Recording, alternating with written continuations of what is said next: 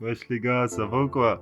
Bienvenue sur Fréquence Zéro, premier épisode de Fréquence Ciné, on est très fiers. J'espère que le générique vous a ébloui. Puis voilà, on va vous présenter un petit peu Fréquence Ciné, qu'est-ce que c'est? Ouais, c'est nouveau, on a décidé de faire du facecam maintenant. Pourquoi? Parce que ça va être mieux pour vous et mieux pour nous en fait. Mieux pour vous parce que vous allez pouvoir mettre des gueules sur des voix, et mieux pour nous parce que ça va mettre un petit peu de proximité dans tout ça. Et puis, je vais passer aux explications tout de suite. On va toujours parler de musique, pas d'inquiétude là-dessus. Mais ce coup-ci, on va parler des musiques dans le cinéma, les films les plus classiques, les séries les plus iconiques. Et ouais, découvrir aussi qui est derrière tout ça, on va parler des artistes. Donc du coup, on va commencer ce premier épisode ensemble. Et on commence sur un sujet très lourd, un très gros morceau. Parce qu'aujourd'hui, on va parler de la musique de Star Wars.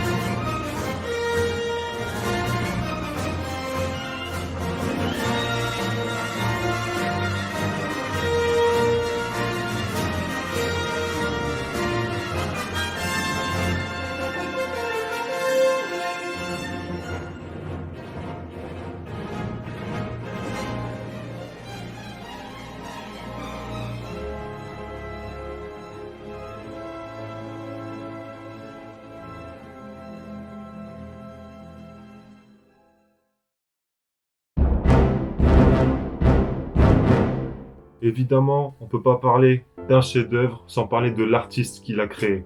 Et là, l'artiste en l'occurrence, c'est John Williams. On n'a pas envie de te faire une biographie sur Fréquence Ciné parce que des biographies, il y en a partout sur internet. Surtout de ce mec-là en fait. C'est le boss parmi les boss, tu vois. Mais c'est vrai que pour remettre un peu dans le contexte, on va te faire une courte description, un survol. On va survoler la biographie de ce mec-là parce que déjà ça va t'inciter à aller voir plus si ça t'intéresse. Puis en plus de ça, c'est juste par respect quoi en fait. John Williams, il est né à New York en 1932. Il apprend le piano à 7 ans. Ok. Et il déménage à LA à 16 ans. Il crée sa première œuvre, une sonate pour piano, à 19 ans. Moi, à 19 ans, j'étais affalé sur le canapé et je regardais Star Wars, quoi. Bon, dans les années 70, il rencontre Spielberg et il obtient son premier Oscar pour la meilleure musique de film avec Les Dents de la Mer. Dans la foulée, il est approché par George Lucas pour un petit film qui n'est pas très connu, quoi. Star Wars. Et pour conclure sur cette biographie, on va terminer par une anecdote. En gros, John Williams, à l'annonce de sa première collab avec George Lucas pour Star Wars, pour le premier, il a dit « Je pensais qu'il s'agissait d'un film pour enfants du samedi après-midi, que ça marcherait bien, mais pas que ça serait le succès mondial que c'est devenu. Et je n'aurais jamais imaginé que les suites existeraient et seraient tout autant couronnées de succès. » Et pour terminer ce premier chapitre, 3 anecdotes sur John Williams qui n'ont rien à voir avec la saga Star Wars. La première anecdote.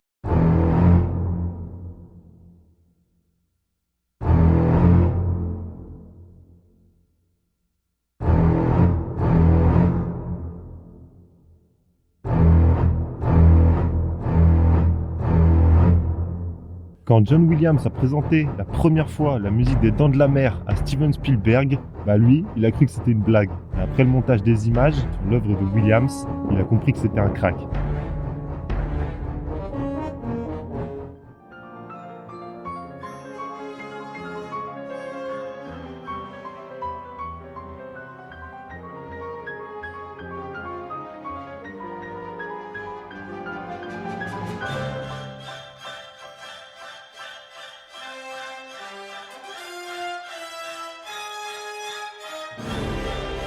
La musique qui accompagne la dernière scène du film E.T., elle l'accompagne pas vraiment en fait. C'est cette dernière scène qui accompagne la musique de John Williams. Elle était tellement difficile à synchroniser avec les images que Spielberg a finalement décidé de laisser Williams diriger la musique comme il le voulait. Il a ensuite adapté le montage à la musique.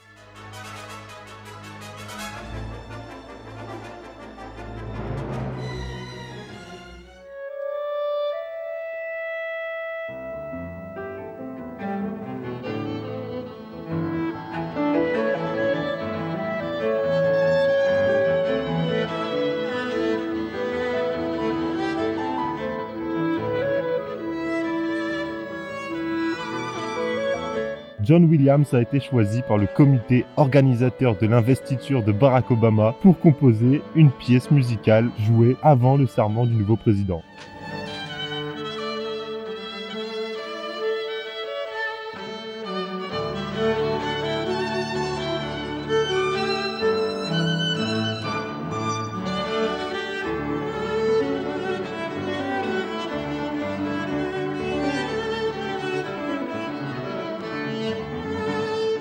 Vraiment, je t'invite à aller voir la biographie de John Williams. C'est quelqu'un qui est super inspirant dans la musique, ses interviews, ses œuvres. Et il est l'heure de passer au deuxième chapitre qui concerne cette fois-ci la saga Star Wars. Et on va parler du leitmotiv. En gros, un leitmotiv, c'est un son, c'est un morceau, c'est une composition qui revient plusieurs fois dans l'œuvre. C'est une technique qui a été rendue célèbre par Richard Wagner, c'est ce mec-là. Pour chacun des personnages, John Williams compose une mélodie qui est associée à ce caractère. Alors le leitmotiv, il peut être lié à un personnage, un couple de personnages, un groupe de personnes, mais aussi, on va le voir dans le premier exemple, à une entité personnifiée.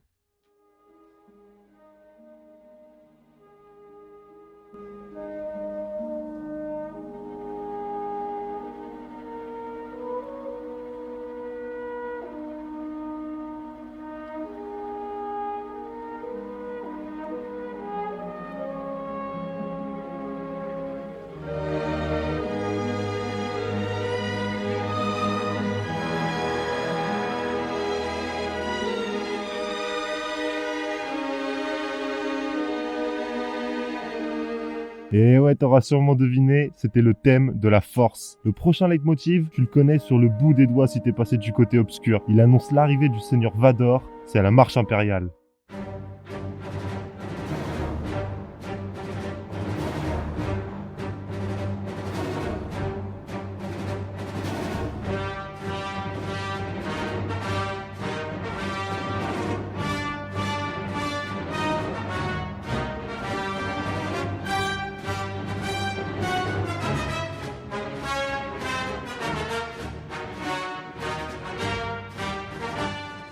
Il faut savoir que pour la marche impériale, John Williams s'est grandement inspiré d'une œuvre déjà existante et pas super fun en plus, c'est la marche funèbre de Chopin.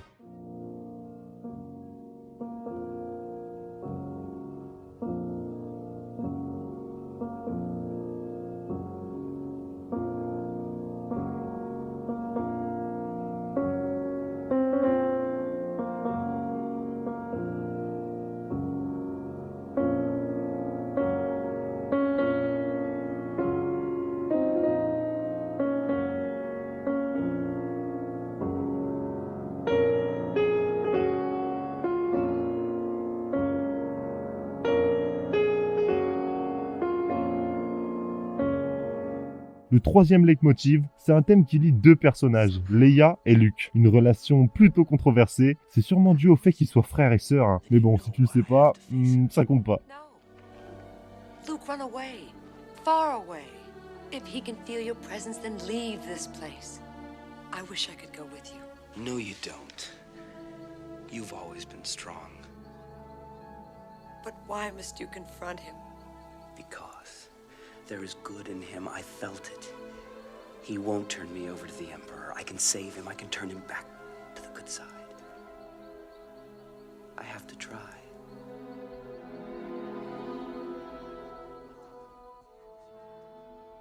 On continue dans les leitmotivs dédiés au couple de personnages, toujours dans l'illégalité, c'est celui de Anakin et Padmé. Alors pourquoi cette relation est illégale, tu me demanderas? La raison, c'est qu'un Jedi n'a pas le droit d'aimer. C'est dur, mais c'est comme ça. Et c'est pourquoi Anakin cache son amour pour la princesse.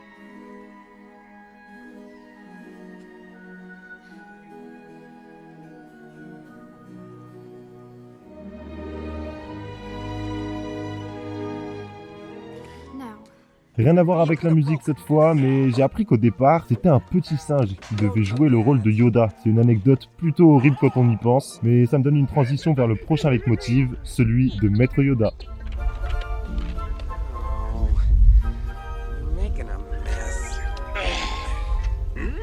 Hey, that. Fine, or I will help you not. I don't want your help. I want my lamp back. I'm gonna need it to get out of this slimy mud hole. Mud hole, slimy, my home this is. R2, let him have it. Fine. R2!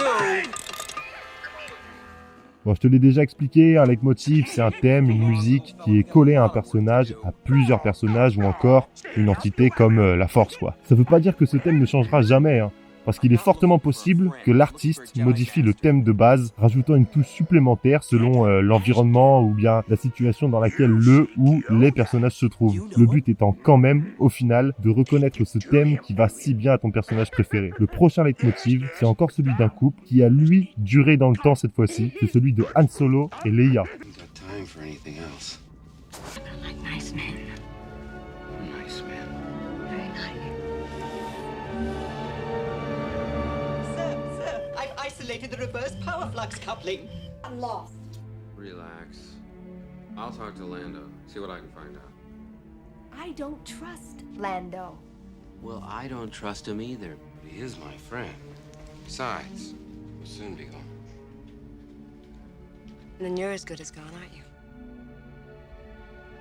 Je tiens à m'excuser d'avance pour la qualité du prochain leitmotiv. Il est pas super fort et franchement j'ai galéré à trouver aussi nettement. En tout cas, les seigneurs Sith seront heureux de voir que j'ai pensé à eux aussi. C'est le thème de l'empereur Palpatine. You've done well, Lord Vader. And now I sense you wish to continue your search for young Skywalker. Yes, my master. Patience, my friend. In time, he will seek you out. And when he does, you must bring him before me. He has grown strong. Only together can we turn him to the dark side of the Force. As you wish. Everything is proceeding as I have foreseen. Pour ce dernier extrait, j'ai choisi de vous montrer mon thème préféré de la saga. Si je vous dis une armée puissante mais complètement stupide, vous pensez à quoi? Le Rassemblement National?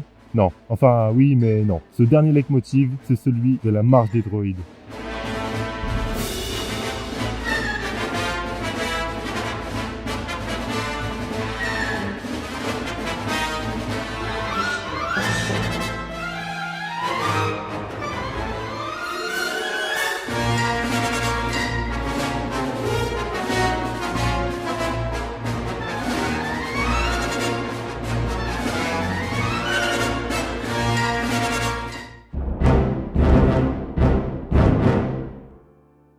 Bon voilà, tu l'as compris, le leitmotiv, c'est un thème qu'on peut traiter facilement pendant 3 heures. Surtout que c'est pas un thème qui est unique à Star Wars.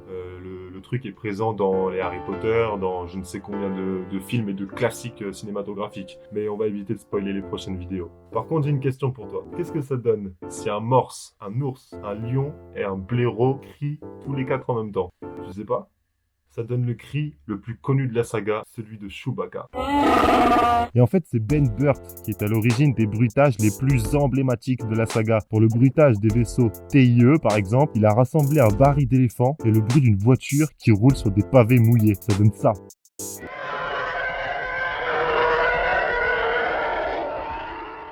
Eh ben non, j'allais pas te laisser sans décortiquer le bruitage que tu attends le plus, celui du sabre laser. C'est un mélange entre le bourdonnement d'un vieux projecteur et celui d'un téléviseur endommagé. En gros, Ben Burtt, c'est le mec qui fait tout avec rien.